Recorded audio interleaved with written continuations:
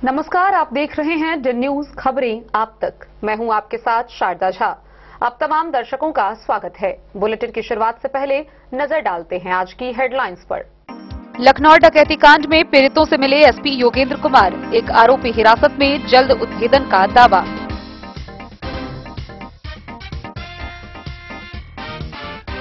राजनगर में पुरानी रंजिश को लेकर मधुबनी महाराजगंज के युवक की पीट कर हत्या, परिजनों ने शव के साथ किया हंगामा। मधुबनी में उर्वरक आपूर्ति को मिली रफ्तार, महरैल रैक प्वाइंट पर पहुंची पहली यूरिया रैक, किसानों को मिलेगा समय पर उर्वरक। जयनगर नगर पंचायत में वार्ड पार्षद संघ की बैठक, भत्ता वृद्धि व पेंशन स्कीम लागू करने की उठी मांग।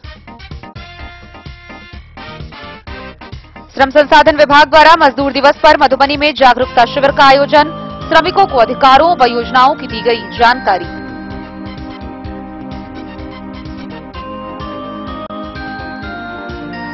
रैका थाना पुलिस ने 333 बोतल शराब के साथ तस्कर को किया गिरफ्तार, साथ ही मारपीट मामले में फरार आरोपी हिरासत में।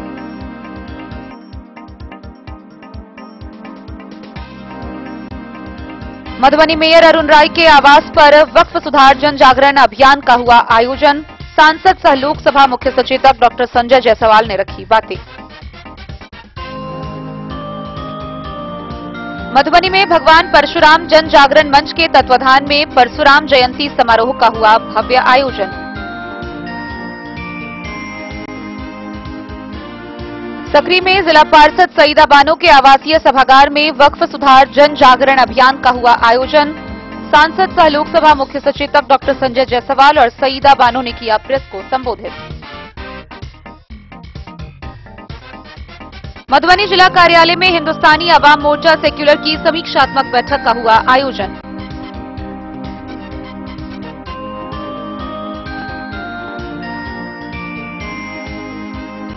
और मधुबनी नगर निगम क्षेत्र के वार्ड नंबर 12 गदियानी मोहल्ला में कलवार समाज के द्वारा कलवार विवाह भवन सह बजरंग बली मंदिर का हुआ उद्घाटन।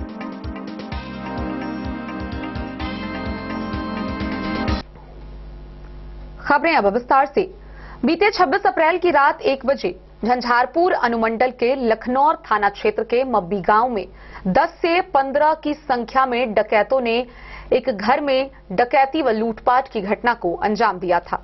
इस मामले को लेकर स्थानीय थानाध्यक्ष ने चोरी की घटना को लेकर प्राथमिकी दर्ज की थी। बहरहाल पीड़ित पहुंचे जनता दरबार में, जिसके बाद मधुबनी के एसपी योगेंद्र कुमार खुद घटनास्थल पर पहुंचे, पीड़ितों से मुलाकात की और घटना का पूरा जायजा लिया। घटना का जायजा लेने के बाद उन्होंने बताया कि यह घटना पूरी तरह डकैती का है, इस मामले को लेकर कार्रवाई की जाएगी। इतना ही नहीं, एक आरोपी को हिरासत में भी लिया गया है, उससे पूछताछ जारी है। वहीं दूसरी तरफ स्थानीय थानाध्यक्ष के द्वारा इस घटना को चोरी की घटना बताने को लेकर स्पष्टीकरण भी पूछा गया है। झंझारपुर अनुमंडल के लखनौर थाना क्षेत्र के मब्बी गांव में 25 अप्रैल की रात हुई डकैती को लेकर मधुबनी जिला पुलिस कप्तान ने घटनास्थल पर पहुंचकर निरीक्षण और पीड़ित परिवार से घटना की जानकारी ली। गौरतलब हो कि 26 अप्रैल को करीब 1 बजे रात के आसपास मब्बी गांव के रहिटोल निवासी अशोक महतो और सुनील महतो के घर 10 से 15 की संख्या में पहुंचकर अपराधियों ने परिवार के सभी सदस्य के साथ मारपीट करते हुए बंधक बनाकर लूटपाट किया, जिसमें लाखों रुपए का जेवर समेत लाखों रुपए से ऊपर नगद लूट लिया। इस घटना की सूचना पर लखनऊ थाना अध्यक्ष रेणु कुमारी ने दल बल के साथ पहुंचकर निरीक्षण करते हुए चोरी का मामला दर्ज कर जांच पड़ताल कर रही थी। इधर पीड़ित ने डकैती व लूट की बात बता रहे थे।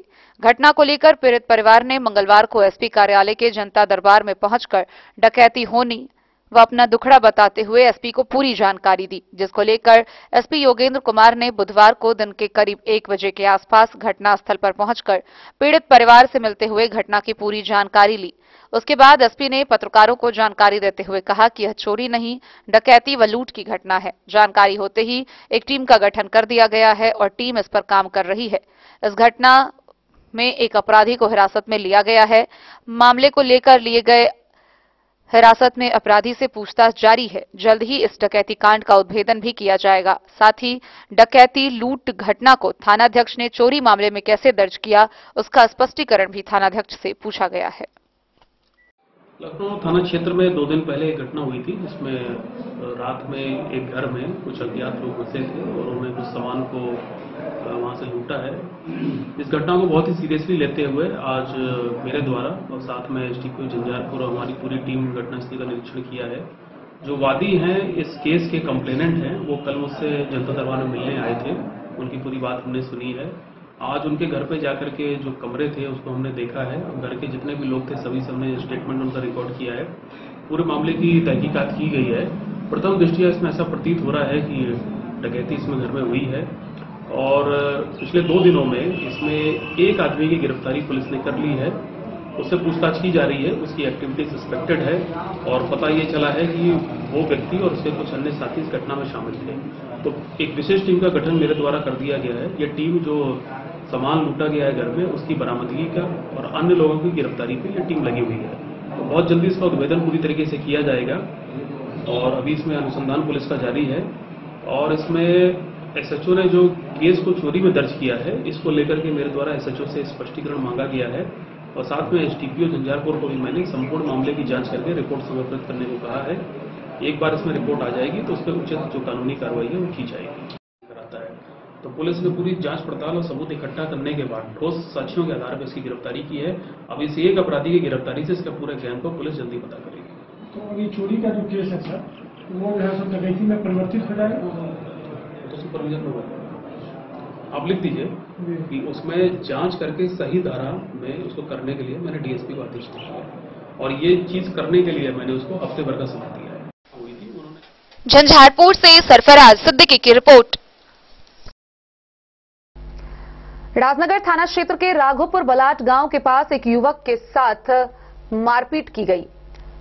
उस युवक के साथ इतनी भीषण मारपीट की गई कि उसे स्थानीय अस्पताल में भर्ती कराया गया, लेकिन उसने अपना दम तोड़ दिया। मृतक की पहचान महाराजगंज निवासी नंद कुमार के रूप में की गई है। हालांकि परिजनों का कहना है कि मामला जमीनी विवाद से जुड़ा हुआ है। पुरानी रंजिश में युवक को मारपीट कर गंभीर रूप से घायल कर दिया, जहां इलाज के दौरान उस युवक की मौत हो गई। मृतक की पहचान नगर थाना क्षेत्र के महाराजगंज निवासी नंद कुमार के रूप में हुई है, जबकि मारपीट की घटना राजनगर थाना क्षेत्र के राघोपुर बलाट गांव के पास हुई। मृतक नंद का दोस्त प्रेम कुमार ने बताया कि बीती रात एक दावत राजनगर थाना क्षेत्र के बलाट गांव में थी, जहां भोज खाने को लेकर गए हुए थे। वहीं पे दर्जनों की संख्या में बदमाशों ने घेर कर हमला कर दिया।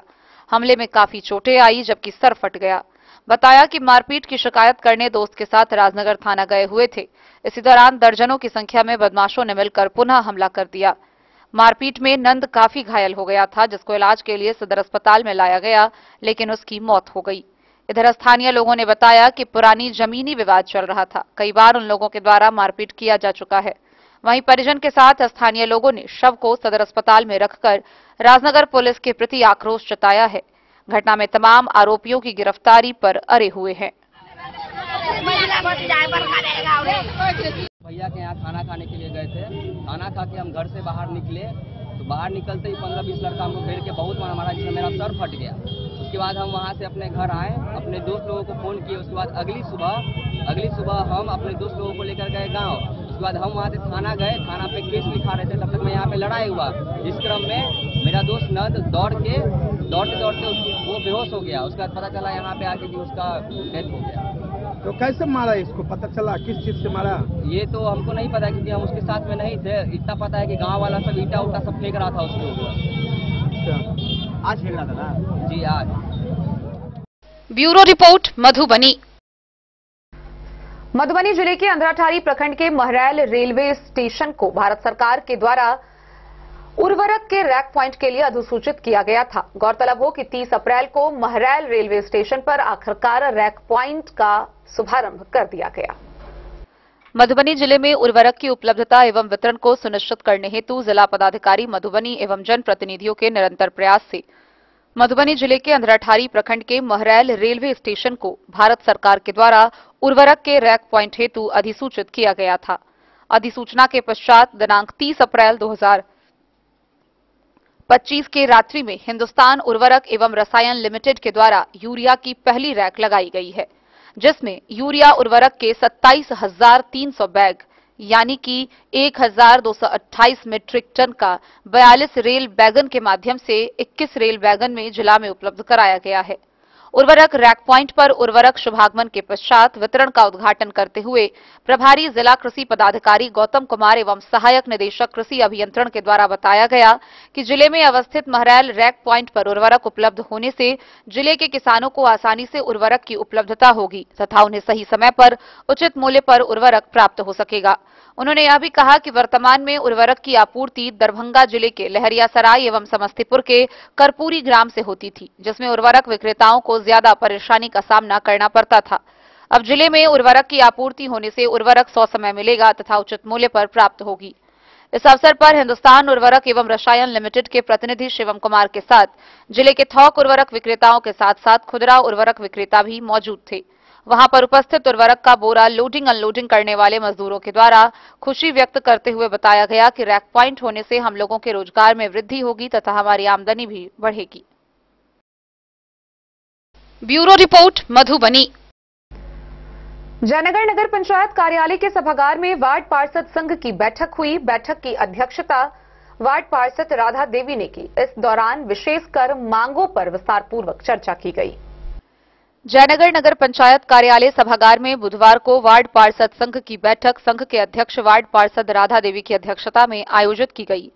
बैठक में विनोद कुमार शर्मा, हनुमान मोर, शिवजी पासवान, मोहन कुमार राय, सूर्य नारायण ठाकुर, राम बाबू पासवान, नरेश राम, मोहम्मद निजामुद्दीन, रंजीत गुप्ता, अरुण पासवान एवं अनिल कुमार महतो समेत अन्य मौजूद थे।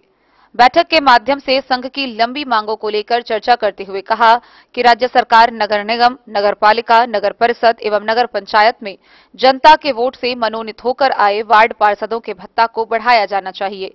इसके अलावे वार्ड पार्षदों को पेंशन स्कीम लागू करे। उपस्थित पार्षदों ने अपने हक और अधिकार के लिए सरकार से पार्षदों के अधिकार को स्वतंत्र देने, पार्षदों की समस्याओं को लेकर अलग से कोषांग का गठन करने, जहां पार्षदों की समस्याओं का समाधान त्वरित किया जा सके, वार्ड पार्षद के वार्ड क्षेत्रों में समस्या के समाधान के दौरान आने वाले बाधाओं के संबंध में वार्ड से जुड़े पदाधिकारियों के द्वारा त्वरित कार्रवाई करते हुए व्यवधान उत्पन्न करने वाले लोगों के ऊपर कार्रवाई करने, वार्डों में विकास कार्य हेतु वार्ड पार्षदों को स्वतंत्र रूप से अनुशंसा का पावर देने की बात कही गई।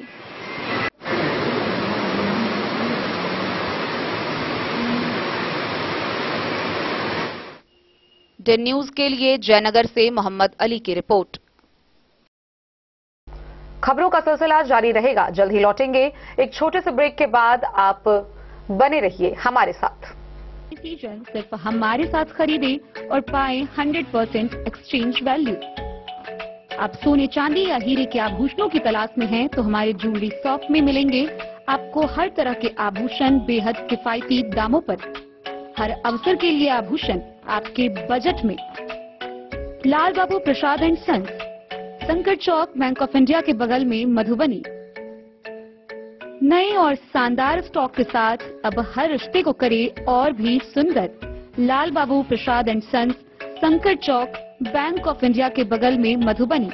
हमारे सभी गोल्ड ज्वेलरी शॉप पर HUID है मौजूद।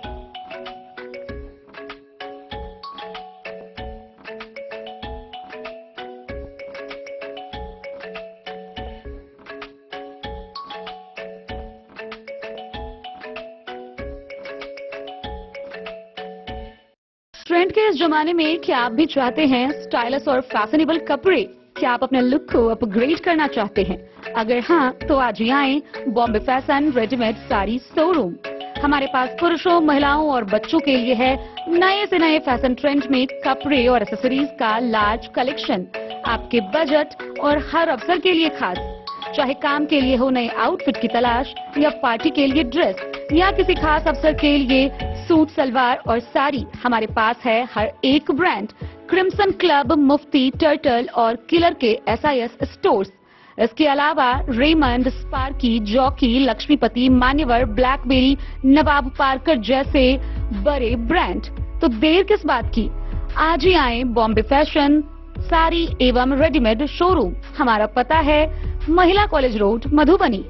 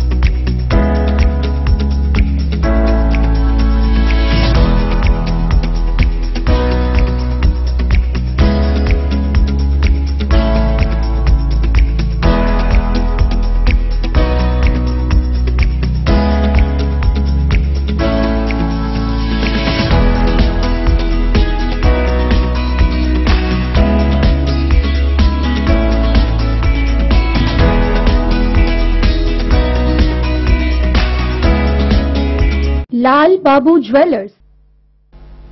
श्रम संसाधन विभाग के द्वारा मजदूर दिवस के अवसर पर एक दिवसीय जागरूकता शिविर का आयोजन किया गया। इस शिविर में सैकड़ों की संख्या में श्रमिक शामिल हुए। गौरतलब हो कि इस शिविर में विशेष रूप से मजदूरों को मिलने वाले योजना, लाभ और अधिकार के बारे में उन्हें विस्तार पूर्वक जानकारी दी गई। श्रम संसाधन विभाग द्वारा मजदूर दिवस के अवसर पर एक दिवसीय जागरूकता शिविर का आयोजन किया गया। इस कार्यक्रम में बड़ी संख्या में श्रमिकों ने भाग लिया। कार्यक्रम का उद्देश्य मजदूरों को उनके अधिकारों और सरकारी योजनाओं की जानकारी देना था। श्रम अधीक्षक दिनेश कुमार ने प्रेस को संबोधित करते हुए कहा कि श्रमिकों को उनके अधिकार दिलाना विभाग की प्राथमिकता है। उन्होंने बताया यदि किसी श्रमिक को मजदूरी, काम के माहौल या अन्य किसी प्रकार की समस्या हो तो वह सीधे श्रम संसाधन विभाग से संपर्क कर सकता है। कार्यक्रम के दौरान विशेषज्ञों ने श्रम कानून, सुरक्षा उपायों और सामाजिक सुरक्षा योजनाओं पर विस्तार से चर्चा की। इस तरह के जागरूकता शिविर श्रमिकों को सशक्त बनाने में महत्वपूर्ण भूमिका निभाते हैं। आज मई दिवस के अवसर पर मैं श्रम अधीक्षक मधुबनी जिले के तमाम कामगारों, शिल्पकारों को शुभकामना देता हूँ एवं उनके द्वारा उनकी मेहनत से जो सृजन की जाती है, भवन हो, सड़क हो और या कृषि क्षेत्र के श्रमिक जो हमारे मेहनत करते हैं उनके प्रति आभार प्रकट करते हैं। श्रम संसाधन विभाग उनकी हर दुख सुख में साथ है और हम ये उम्मीद करते हैं कि उनके लिए जहां भी हमारी सेवा की जरूरत हो सदैव तत्पर है श्रम संसाधन विभाग का मधुबनी श्रम अधीक्षक कार्यालय। और एक बार पुनः मैं अपने तमाम कामगारों को मई दिवस की शुभकामना देता हूँ। धन्यवाद। मधुबनी से फिरोज आलम की रिपोर्ट। रेका थाना की पुलिस ने 333 बोतल शराब के साथ एक तस्कर को गिरफ्तार किया है। इसके साथ ही मारपीट मामले के एक फरार आरोपी को भी गिरफ्तार किया है। गिरफ्तार किए गए दोनों व्यक्ति को आगे की कार्रवाई के लिए न्यायिक हिरासत में भेज दिया गया। जिला मुख्यालय से सटे रेका थाना पुलिस ने थाना क्षेत्र के 2 लोगों को गिरफ्तार कर लिया है। 333 बोतल देशी नेपाली शराब के साथ एक तस्कर दिलीप यादव पिता राम सुगारत यादव को ग्राम सप्ता से, वहीं पूर्व से मारपीट मामले में फरार चल रहे दुबियाही गांव निवासी बहरू यादव के पुत्र सियाराम यादव को गुप्त सूचना के आधार पर गिरफ्तार कर लिया गया है। रेका थानाध्यक्ष रविंद्र कुमार ने जानकारी देते हुए बताया कि 333 बोतल देशी नेपाली शराब के साथ कारोबारी को सप्ता ग्राम से गिरफ्तार किया है। गिरफ्तार कारोबारी के विरुद्ध उत्पाद मद्य निषेध अधिनियम के अंतर्गत प्राथमिकी दर्ज कर एवं मारपीट मामले में फरार चल रहे दुबियाही गांव निवासी सियाराम यादव, शराब मामले में गिरफ्तार दिलीप यादव दोनों को न्यायिक हिरासत में लेने हेतु व्यवहार न्यायालय मधुबनी भेज दिया गया। मधुबनी से फिरोज आलम की रिपोर्ट। मधुबनी के नगर निगम के मेयर अरुण राय के आवासीय सभागार के परिसर में वक्फ सुधार जन जागरूकता अभियान के तहत कार्यक्रम का आयोजन किया गया। इस मौके पर लोकसभा सांसद सह मुख्य सचेतक डॉक्टर दिलीप जायसवाल ने वक्फ बोर्ड को लेकर अपनी बातें रखी। वक्फ बोर्ड की संपत्तियों पर अब केवल गरीबों का अधिकार होगा और अवैध कब्जाधारियों पर सख्त कार्रवाई की जाएगी। यह बात गुरुवार को मधुबनी में मेयर अरुण राय के आवासीय सभागार में आयोजित वक्फ सुधार जन जागरण अभियान के दौरान सांसद सह लोकसभा मुख्य सचेतक डॉक्टर संजय जायसवाल ने कही। डॉक्टर जायसवाल ने कहा कि वक्फ बोर्ड की संपत्तियां खासकर मुस्लिम समाज के गरीबों, विधवा और जरूरतमंदों की मदद के लिए है, लेकिन मधुबनी जिले में स्थित करीब 300 एकड़ जमीन पर वर्षों से कुछ प्रभावशाली लोगों का कब्जा है और इसका लाभ उन्हीं तक सीमित रह गया है। उन्होंने कहा कि यह स्थिति अब नहीं चलेगी और केंद्र सरकार की ओर से लाए गए वक्फ बोर्ड सुधार कानून के तहत इन विसंगतियों को दूर किया जाएगा। सांसद ने यह भी कहा कि वक्फ संपत्तियों का एक हिस्सा अजमेर शरीफ को भेजा जाना तय है, लेकिन अब तक वहां कुछ नहीं पहुंचा। इसके बजाय पूंजीपतियों ने इस संपत्ति का दोहन किया है। अब गरीब जनता जाग चुकी है और वक्फ सुधार अभियान से उन्हें उनका हक मिलेगा। सबके नेता बिहार के पूर्व प्रदेश अध्यक्ष और अपने मुख्य अतिथि डॉक्टर संजय जायसवाल जी का अरुण राय जी जो स्वागत कर रहे हैं, अपने मुख्य अतिथि डॉक्टर संजय जायसवाल जी का अब आप इनका स्वागत अर्पी जी कर रहे हैं। अब जिला के अध्यक्ष हमारे मानसू झा जी का चलिए ताली से स्वागत करें और दिखाई दें। ये आदरणीय मुख्य अतिथि को पटना भी जाना है, बीच में कई कार्यक्रम है और प्रदेश के अध्यक्ष प्रफुल्ल काजी, नाट्य संघ मेयर अरुण जी, उपस्थित देवेंद्र जी, डॉक्टर प्रधान जी, सभी साथीगण और मीडिया के बजट सेशन के दरमियान एक भारत सरकार ने एक पूर्ण बहुमत के साथ वक्त पर एक एक्ट कानून का संशोधन पास किया। हम लोग जनता में उसके बारे में बताने के लिए आज मुख्य उद्देश्य है कि जो अल्पसंख्यक समाज के साथ हम लोगों की वार्ता है उसको ही बताने का।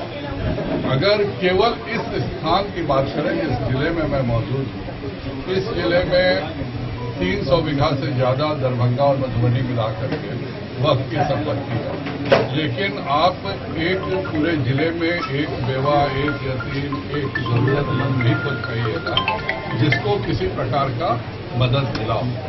यह पूरे वक्फ अमेंडमेंट का जो ये कानून है, यह लोगों की भलाई के लिए। एक छोटा सा उदाहरण मैं आपको समझाऊंगा कि दिल्ली में ताज होटल है, ताज मानसिक होटल, एनडीएमसी के जमीन पर बना हुआ है और उससे एनडीएमसी को 150 करोड़ रुपए हर साल भाड़ा के रूप में मिलता है। बेंगलोर में आईटीसी विंडसर होटल है जो कि वक्फ की जमीन पर बना हुआ है और उससे जब तक ये कानून नहीं आया था तब तक 15,000 रुपये महीने मिलता था और कानून आने के बाद भी आज 50,000 रुपये महीना मिलता है। ये एक पूरा घोटाला चल रहा था कि जो जमीनें वक्फ की है उनको गैर कानूनी तरीके से बेचने का काम हो रहा था, उसके साथ लगाने का काम था। यहाँ की बात हो, आप लोगों ने दरभंगा में भी सुना होगा, हर बार जब मुतवल्ली का चुनाव होता है तो गोलियां चलती है। उसका एक बहुत बड़ा हिस्सा अजमेर शरीफ दरगाह को जाना है।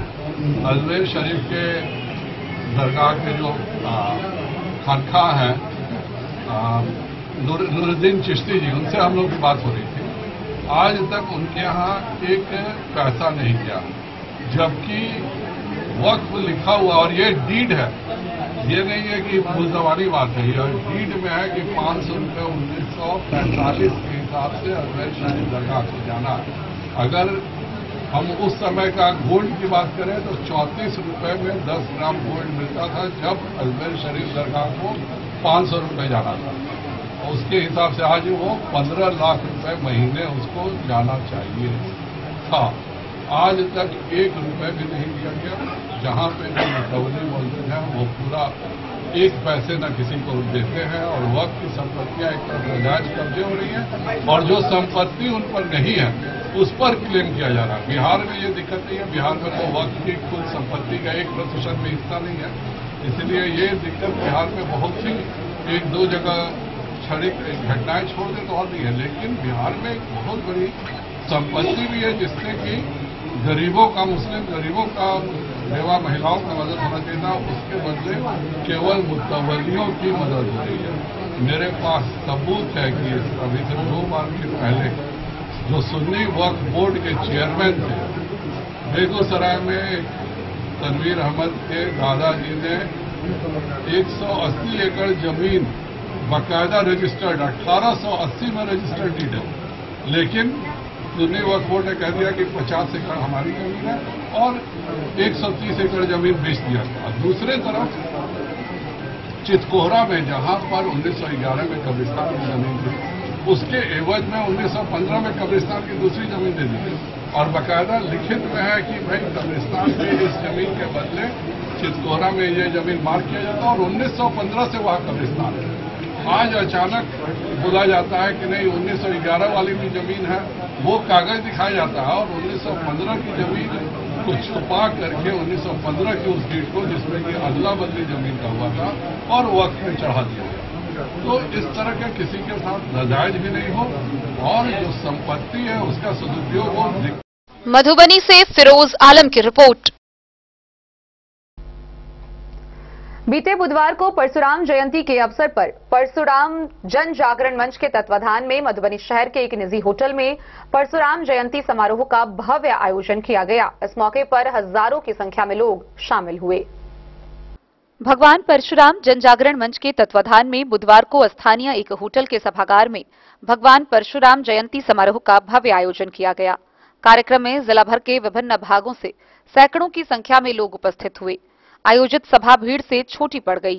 कार्यक्रम की अध्यक्षता पूर्व मुखिया अरुण कुमार झा ने किया, जबकि मंच संचालन राम नरेश ठाकुर उर्फ चंदन ठाकुर ने किया। इसका संयोजन शंकर झा ने किया।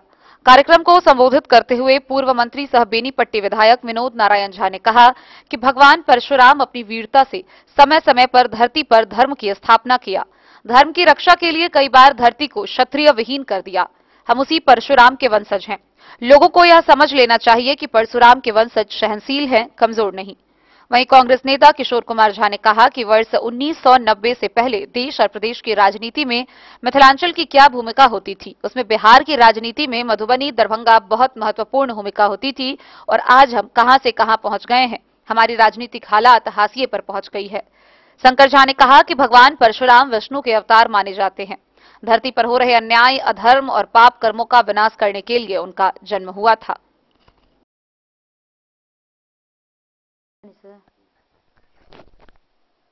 डे न्यूज के लिए मधुबनी से नीतीश कुमार की रिपोर्ट। खबरों का सिलसिला जारी रहेगा। जल्द ही लौटेंगे। एक छोटे से ब्रेक के बाद आप बने रहिए हमारे साथ।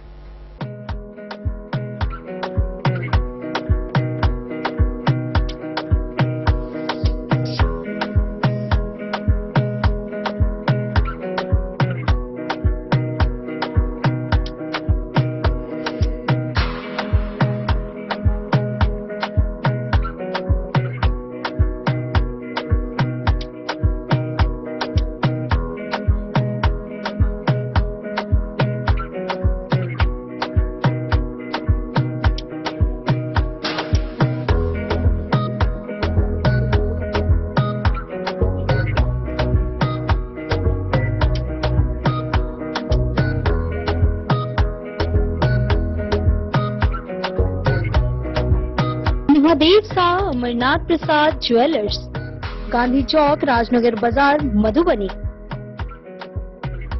गोकुल राज।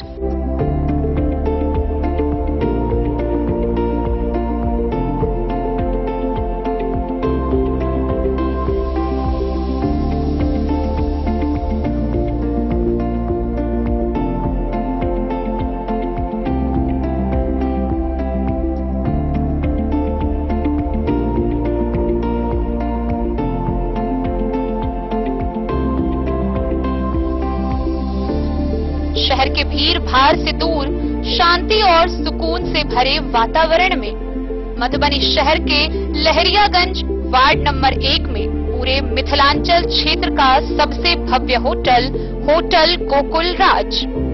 4 मंजिला इमारत की इस होटल में है 4 बड़े बड़े बैंकेट हॉल, रिंग सेरेमनी, शादी, मीटिंग या पार्टी, हर एक आयोजन के लिए अलग से हॉल की व्यवस्था, रेस्टोरेंट की व्यवस्था जहां एक से बढ़कर एक लजीज व्यंजनों का मिलेगा संगम और रहने का उचित प्रबंध, suite room, AC room, non AC room से सुसज्जित होटल जहां लिफ्ट की भी है व्यवस्था, पार्किंग का पूरा इंतजाम। तो आइए और जिंदगी में खुशियों से भरी यादें शामिल करिए। होटल गोकुल राज मधुबनी में आप लोगों का स्वागत है। होटल गोकुल राज, लहरियागंज वार्ड नंबर 1, मधुबनी। आनंद मिशन विद्यापीठ शिक्षा के क्षेत्र में एक नया आयाम अब छोटे बच्चों के लिए भी आधुनिक सुविधाओं के साथ उपलब्ध। विवेकानंद मिशन विद्यापीठ जूनियर, जहां क्लास प्री नर्सरी से 5th स्टैंडर्ड तक के बच्चों का एडमिशन प्रारंभ है। अगर आप भी चाहते हैं अपने बच्चों का शिक्षा के क्षेत्र में बेहतर विकास, तो विवेकानंद मिशन विद्यापीठ जूनियर है आपके लिए तैयार। 2.5 से 10 वर्षों के बच्चों के लिए आपको मिलेगा आधुनिक सुविधाओं के साथ एक बेहतर शिक्षा का माहौल। सीबीएसई बेस्ड करिकुलम सिलेबस के साथ साथ स्टूडेंट्स होंगे art and craft, game and sports और कल्चरल एक्टिविटीज में अव्वल। इंग्लिश मीडियम के माहौल के बीच स्टूडेंट्स बनेंगे स्मार्ट। जहां किताबी ज्ञान के साथ साथ हर क्षेत्र में स्टूडेंट्स होंगे अवेयर, हॉबीज और इंटरेस्ट को मिलेगी प्राथमिकता। तो आइए और अपने बच्चों के बेहतर भविष्य के लिए आज ही नामांकन करवाइए। विवेकानंद मिशन विद्यापीठ जूनियर, हमारा पता है तिरहुत कॉलोनी, नगर परिषद। वक्फ बोर्ड की संपत्तियों पर अब केवल गरीबों का अधिकार होगा और कब्जाधारियों पर कार्रवाई की जाएगी। यह बातें मधुबनी के सकरी में मुख्य पार्षद सईदा बानो के आवासीय परिसर में प्रेस वार्ता के दौरान लोकसभा सांसद सह मुख्य सचेतक डॉक्टर संजय जायसवाल व सईदा बानो ने प्रेस को संबोधित करते हुए कही। वक्फ बोर्ड की संपत्तियों पर अब केवल गरीबों का अधिकार होगा और अवैध कब्जाधारियों पर सख्त कार्रवाई की जाएगी। यह बात गुरुवार को सकरी में जिला पार्षद सईदा बानो के आवासीय सभागार में आयोजित वक्फ सुधारण जन जागरण अभियान के दौरान सांसद सह लोकसभा मुख्य सचेतक डॉक्टर संजय जायसवाल और सईदा बानो ने कही। डॉक्टर जायसवाल ने कहा कि वक्फ बोर्ड की संपत्तियां खासकर मुस्लिम समाज के गरीबों, विधवा और जरूरतमंदों की मदद के लिए है, लेकिन मधुबनी जिले स्थित करीब 300 एकड़ जमीन पर वर्षों से कुछ प्रभावशाली लोगों का कब्जा है और इसका लाभ उन्हीं तक सीमित रह गया है। उन्होंने कहा कि यह स्थिति अब नहीं चलेगी और केंद्र सरकार की ओर से लाए गए वक्फ बोर्ड सुधार कानून के तहत इन विसंगतियों को दूर किया जाएगा। सांसद ने यह भी कहा कि वक्फ संपत्तियों का एक हिस्सा अजमेर शरीफ को भेजा जाना तय है, लेकिन अब तक वहां कुछ नहीं पहुंचा। इसके बजाय पूंजीपतियों ने संपत्ति का दोहन किया है। अब गरीब जनता जाग चुकी है और वक्फ सुधार अभियान से उन्हें उनका हक मिलेगा। इसको जिन लोगों को कम जानकारी है वक्फ के लिए, वक्फ बोर्ड पर जो भी बिल पास हुआ है या जो भी नया कानून या जो भी नियम बनाए गए हैं, उसकी पहले पूरी जानकारी लोगों को लेनी चाहिए कि आखिर क्या क्या कानून बने हैं, क्या नए कानून बने हैं, उसमें किसको कितना नुकसान है और किसको कितना फायदा। इस कम्युनिटी या मुस्लिम कम्युनिटी को कितना नुकसान है या 95% मुसलमानों को इससे क्या फायदा है, 5% को छोड़ के जो उस पर कब्जा करके बैठे हैं, और 95% मुसलमानों को इसका क्या नुकसान है, ये उन लोगों को तक पहुंचाने की जरूरत है। और इन लोगों को नहीं पहुंचा के सिर्फ दिमाग में ये दे दिया गया है कि आप वक्फ बोर्ड पर वक्फ की जमीन है, सरकार ने ले लिया, सरकार ने ले लिया। अरे सरकार ने कहाँ ले लिया, ये तो पहले खत्म हो चुकी है जमीन। अब पहले ही हर चीज कहीं बिक चुकी है, जमीन लोग बेच चुके हैं, इसको गिरवी रख चुके हैं, बिक चुकी है जमीन। है ही जमीन कहाँ बची हुई जो सरकार लेगी तो इसको अपनों से, तो हमें तो अपनों ने लूटा, गैरों में कहाँ दम था। तो ये तो समझो, पहले अपनों से तो लड़ लो, पहले अपनों से तो ले लो जमीन पहले।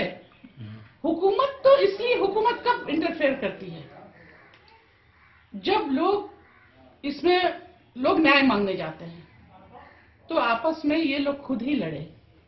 वक्फ बोर्ड को लेके, वक्फ बिल को लेके, वक्फ की जमीनों को लेकर ये लोग खुद आपस में लड़े। उसके बाद से न्यायालय में गई बात, और न्यायालय में जाने के बाद इस पर मामला मचा।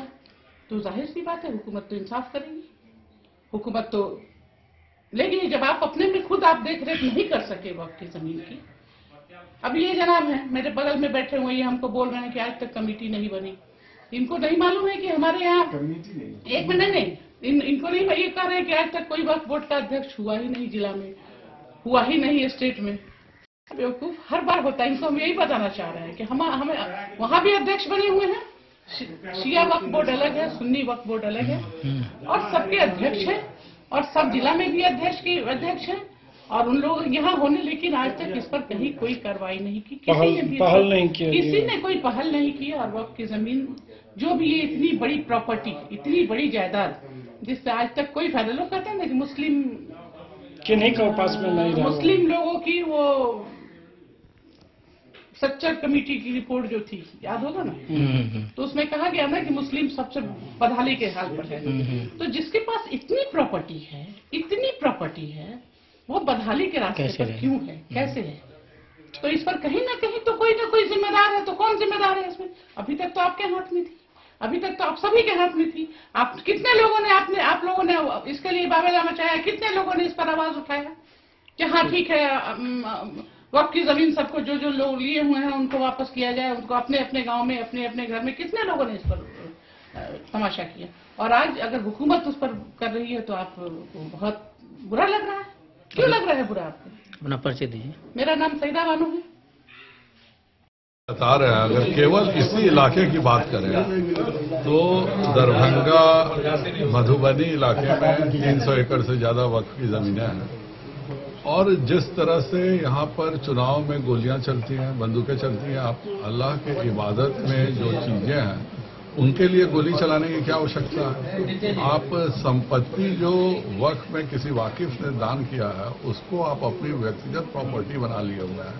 1945 में अजमेर शरीफ को यहाँ से 800 रुपए प्रति महीने का तय किया था। उस समय महिला का नाम मैं भूल रहा हूँ अभी, पर उन्होंने किया था, फुलवारी शरीफ के लिए किया था।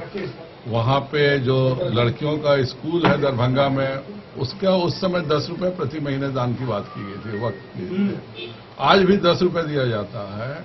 अजमेर शरीफ के मेरे को ख्वाजा नूरुद्दीन चिश्ती मिले थे, 1 रुपए भी आज तक यहाँ से नहीं भेजा गया। तो आप वक्फ जिस काम के लिए होता है, वक्फ आप इस्लामिक कानून में अल्लाह की खिदमत के लिए होता है। जो चीज किसी ने अल्लाह की खिदमत में किसी चीज खास पर्पस के लिए दान किया हो, उस पूरे को आप घोटाला करके खा जा रहे हैं।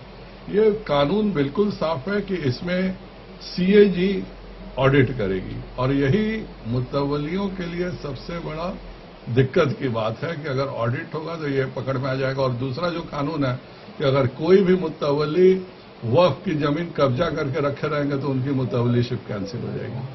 ये 2 कानून है जिसके कारण सबको बरगलाया जा रहा है, वरना इस कानून में सब कुछ अच्छा है। और खास करके जो यह तय हुआ है कि 2 पसमानदा समाज के रहेंगे, 2 महिलाएं रहेंगी, और जो भी जिस काम के लिए वक्फ किया गया है वाकिफ ने, उसका सदुपयोग सही हो रहा है कि नहीं, यह सीएजी चेक करेगा। इसी के लिए दिक्कत है। मधुबनी से फिरोज आलम की रिपोर्ट। मधुबनी के जिला कार्यालय में हिंदुस्तान आवाम मोर्चा सेक्युलर की बैठक का आयोजन किया गया। हिंदुस्तानी आवाम मोर्चा की इस बैठक के दौरान पार्टी की मजबूती व संगठन पर विस्तारपूर्वक वार्ता की गई। हिंदुस्तानी आवाम मोर्चा की समीक्षा बैठक मधुबनी जिला कार्यालय में आयोजित किया गया। प्रदेश सचिव सह मधुबनी जिला समीक्षा बैठक के प्रभारी अनिल कुमार यादव की देखरेख में संपन्न हुई। बैठक की अध्यक्षता जिलाध्यक्ष विमला कुमारी ने की। इस समीक्षा बैठक में अनुसूचित जनजाति के जिलाध्यक्ष हरेंद्र कुमार सदाई, मीडिया प्रभारी सुनील शाह, महिला जिलाध्यक्ष अनीता देवी, अधिवक्ता प्रकोष्ठ के महासचिव प्रमोद कुमार यादव, कलवाही प्रखंड अध्यक्ष कृष्ण कुमार यादव समेत कई लोग शामिल हुए। सैकड़ों की संख्या में पार्टी के कार्यकर्ता रहे। बैठक में पार्टी की मूलभूत संरचना पर गंभीर विचार विमर्श एवं समीक्षा की गई। पार्टी विस्तार हेतु जिला अध्यक्ष की ओर से ठोस कदम उठाए गए। समाज सेवी मिश्री लाल यादव एवं जिलाध्यक्ष विमला कुमारी द्वारा अनिल कुमार यादव का अंग वस्त्र भेंट कर भव्य स्वागत किया गया। इस अवसर पर यह संकल्प लिया गया कि सरकार द्वारा घोषित योजना के तहत जिले के सभी प्रखंडों में महादलितों को 5 डिसमिल जमीन दिलाने तथा प्रधानमंत्री आवास योजना से लाभान्वित करने हेतु टोला मोहल्ला में जाकर जागरूकता अभियान चलाया जाएगा। वो एक बल मिलता है, अब बल अगर हो जाता है तो वो एक जनशक्ति होता है। आज अनिल बाबू आए हैं, समीक्षा बैठक है होम पार्टी सेक्युलर का, और जिला से प्रदेश से आए हैं यहाँ मधुबनी चलकर। प्रखंड स्तर बैठक हो चुका है और पंचायत स्तर जो बैठक संगठन की तैयारी हो रही है संगठन, और यहाँ पे जो संगठन है वो तो मजबूत से है। आप लोग देखे रहे हैं कि संगठन कितना चल रहा है या नहीं है। हम सब मजबूती से लड़ेंगे चुनाव, नहीं लड़ेंगे तो बात नहीं, लड़ेंगे चुनाव। ये जो समीक्षा बैठक हो रही है, हम लोग की पार्टी की समीक्षा की जा रही है कि हमारे पार्टी की स्थिति क्या है जिलों में, हमारी पार्टी कहां तक पहुंची, किस लायक हमारी पार्टी कर सकती है, वहां पे हम चुनाव लड़ सकते हैं, नहीं लड़ सकते हैं, प्रखंडों की स्थिति क्या है, पंचायत की स्थिति क्या है, बूथ की स्थिति क्या है। इसलिए हम लोग देखने के लिए आए हैं। जिला अध्यक्ष के माध्यम से हम लोग इसकी जानकारी जुटा रहे हैं। मधुबनी से फिरोज आलम की रिपोर्ट।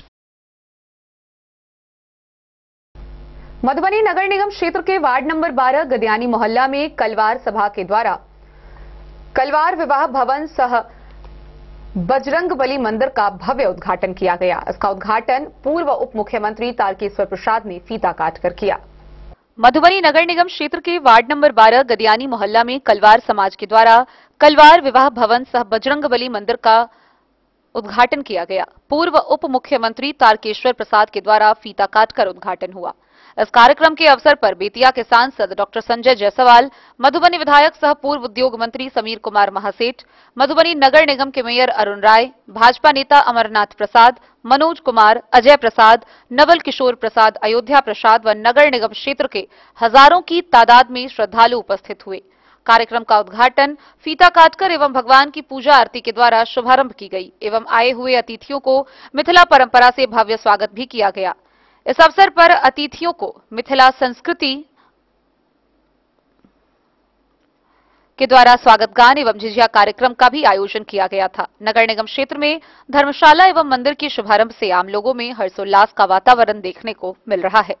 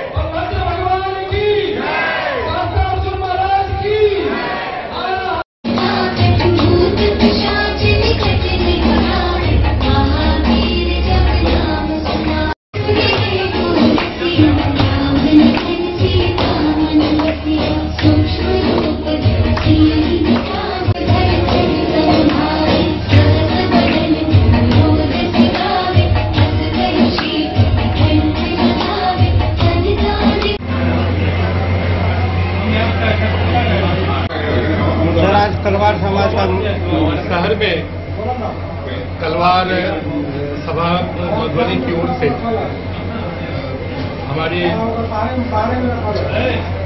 मातृशक्ति की स्वर्गीय कौशल्या देवी के द्वारा प्रदत्त भूमि पर विवाह भवन सह मंदिर का निर्माण कलवार समाज ने किया है और सम्माननीय श्री अयोध्या प्रसाद जी, श्री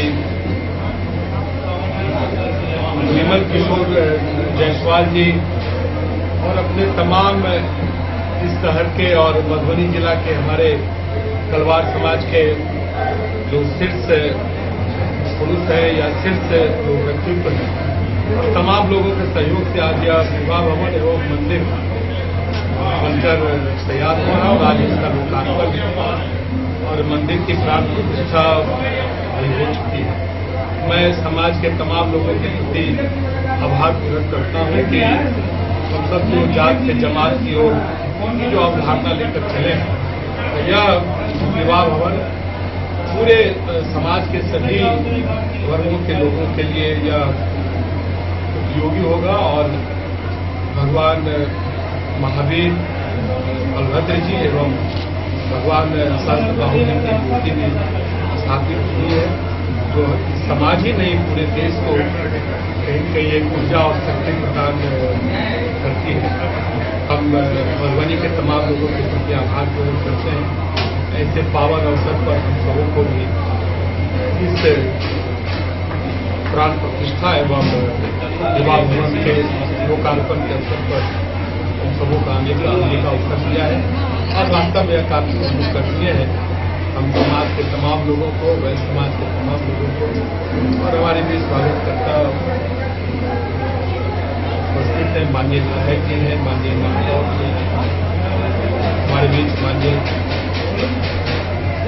सांसद श्री संजय जायसवाल जी को हम सबों के अग्रणी नेता है, अरुण चौधरी जी जो माननीय विधान पार्षद है, सभी लोग आज